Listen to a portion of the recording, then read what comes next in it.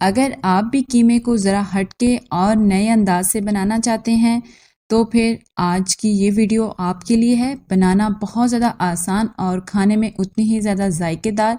तो फिर क्यों ना हो जाए आज बीफ कीमा कढ़ाई की बहुत ही मज़ेदार रेसिपी। बिस्मिल्लाहिर्रहमानिर्रहीम, अस्सलाम वालेकुम। SK फूड डायरीज़ में आप सबको खुश आमदीद।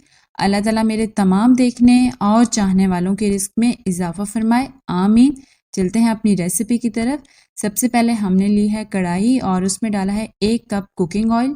अब हम उसमें डालेंगे 3 मीडियम साइज़ के प्याज जिनको मैंने चॉप कर लिया है। प्याज को हमने तब तक फ्राई करना है जब तक इसका कलर चेंज होने लगे। लाइट गोल्डन होने पर हम डालेंगे इसमें 1 खाने का चम्मच भरकर लहसुन अदरक का पेस्ट जिसको मैंने फ्रेश सिलबट्टे में कूट लिया है। इससे बहुत अच्छा फ्लेवर आता है।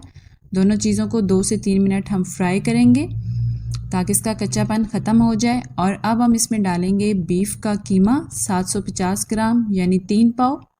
और बीफ की जगह आप मटन भी यूज़ कर सकते हैं। सेम रेसिपी आपने फॉलो करनी है।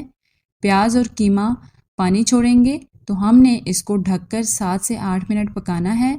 इसमें कीमा 50% कुक हो जाएगा।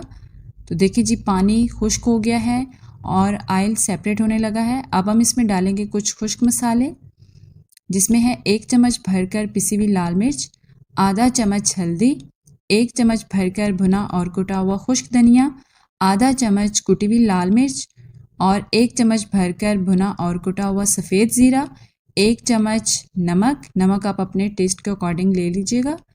तो सारे मसालों को हमने अच्छे से मिक्स करना है। 2 से 3 मिनट हम मसालों को फ्राई करेंगे और उसके बाद हम इसमें डालेंगे 3 मीडियम साइज़ के टमाटर। और टमाटर को भी मैंने अच्छे से चॉप कर लिया है। टमाटर को भी मिक्स करेंगे और इन सबको 3 से 4 मिनट पकाएंगे। और उसके बाद हम इसमें डालेंगे आधा कप पानी। पानी शामिल करने के बाद अच्छे से मिक्स करना है और हमने ढककर 5 से 6 मिनट पकाना है ताकि टमाटर सॉफ्ट हो जाएं और कीमा भी 80% कुक हो जाए। तो हम इसको ढककर पकाएंगे। तो देखें जी, पानी खुश्क हो गया है और टमाटर भी सॉफ्ट हो गए हैं।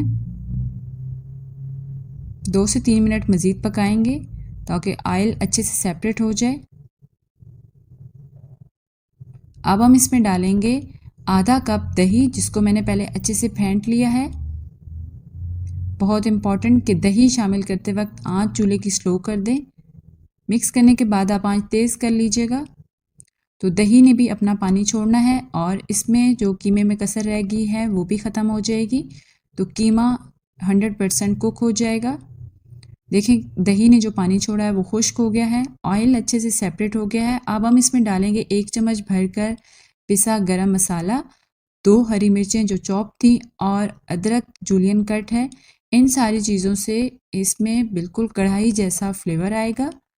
तो इन चीज़ों को शामिल करने के बाद हम इसको ढककर 2 से 3 मिनट पकाएंगे ताकि इन सारी चीज़ों का फ्लेवर कीमे में आ जाए और बहुत ही ज़बरदस्त कढ़ाई जैसा फ्लेवर हमें कीमे में मिलेगा। तो देखें जी, बहुत ही अच्छे से ये कुक हो गया है, ऑयल सेपरेट हो गया है। और अब मैं लूँगी अपने मिनी किचन गार्डन से कुछ फ्रेश हरा धनिया जिसको मैं अच्छे से धोकर चॉप करके डालूँगी। इससे बहुत अच्छा फ्लेवर आएगा। तो देखिए जी, कितनी झटपट बीफ कीमा कढ़ाई तैयार हो गई है। बहुत ही टेस्टी बनी है। आप इस रेसिपी को ज़रूर ट्राई कीजिएगा। फ्रेंड्स एंड फैमिली मेम्बर्स के साथ शेयर करें और मुझे अपना फीडबैक भी ज़रूर दीजिएगा। आप इसको ब्रेकफास्ट, लंच, डिनर किसी भी टाइम में ले सकते हैं।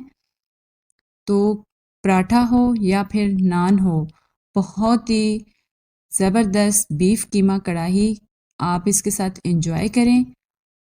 उम्मीद है आपको वीडियो अच्छी लगी होगी। वीडियो को लाइक एंड शेयर करें, चैनल को सब्सक्राइब करें ताकि इस तरह मज़े की रेसिपीज़ आपको सीखने को मिले।